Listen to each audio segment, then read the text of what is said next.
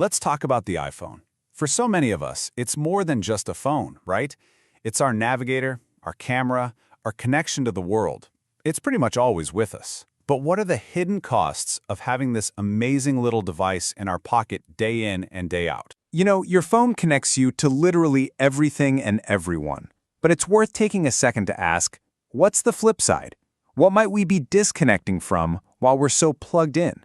That's what we're going to dive into. All right, so first up, let's get into the physical stuff. These are the really direct ways our phones can have an impact on our bodies, from our eyes all the way down to how we sleep. I'm pretty sure we've all felt this one. Digital eye strain. You know that feeling after hours of scrolling? Your eyes feel dry, maybe a little blurry, and that dull headache just starts to creep in?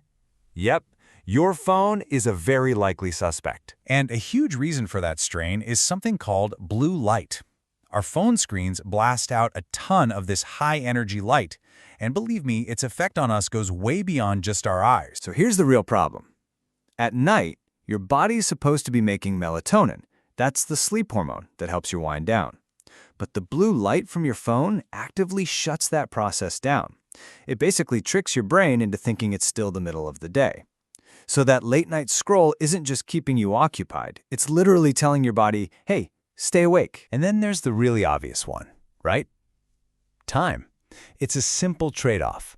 Every hour we spend sunk into the couch, scrolling, is an hour we aren't moving around or being active.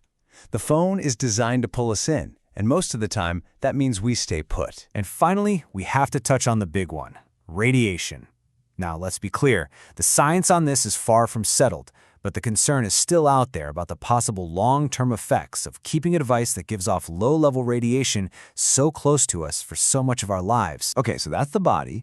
Now, let's move on to something a little less visible, but just as important. What all this screen time is doing to our minds and our moods. Let's face it, our phones can be incredible stress delivery machines. And that stress comes from all sides. You've got the constant pings from notifications, the social media pressure and that fear of missing out, and of course, the work emails that make you feel like you can never, ever clock out. It really adds up. You know that feeling of being a master multitasker, hopping between apps? Well, it turns out it's kind of an illusion. It's not really multitasking, it's rapid task switching. Every single time you jump from an email to Instagram to a text, your brain has to reboot and refocus. It's absolutely exhausting for your brain and a fast track to feeling burned out. I mean, think about it. On our phones, we have these huge social networks right at our fingertips. Hundreds, maybe even thousands of digital connections. All those friends and followers, the number can seem almost endless. And yet, here is the huge paradox. Relying too much on all those digital connections can actually make us feel more alone. It can start to replace the real, face-to-face time that actually builds relationships, leaving us in this weird state where we feel connected to everybody, but close to nobody. Okay, for our last section, let's zoom in on the device itself. Because beyond our health and our mood, there are some real frustrations built right into the iPhone's design that affect us every day. Oh man, battery anxiety. We have all been there. That sinking feeling when you see the battery icon turn red. It completely changes our behavior, doesn't it?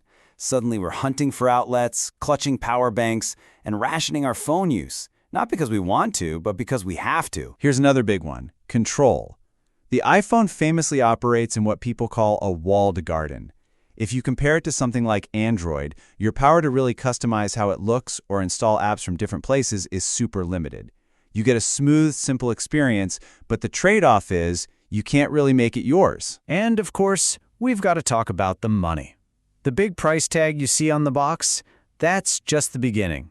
The real cost of owning an iPhone climbs fast once you start adding in all the special accessories and, God forbid, the cost of an official repair. So, we've looked at how it affects our bodies, our minds, and the frustrations with the device itself. What's the big picture here? Let's try to pull this all together. So to quickly recap, we're seeing these side effects in three main areas. Physically, it's messing with our sleep, our vision, and how much we move.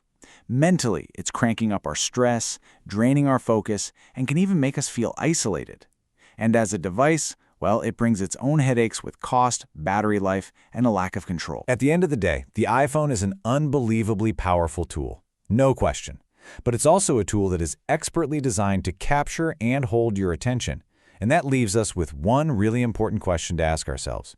Is your phone a tool that you control, or has it become a habit that's starting to control you? And really, the answer is going to be a little different for every one of us.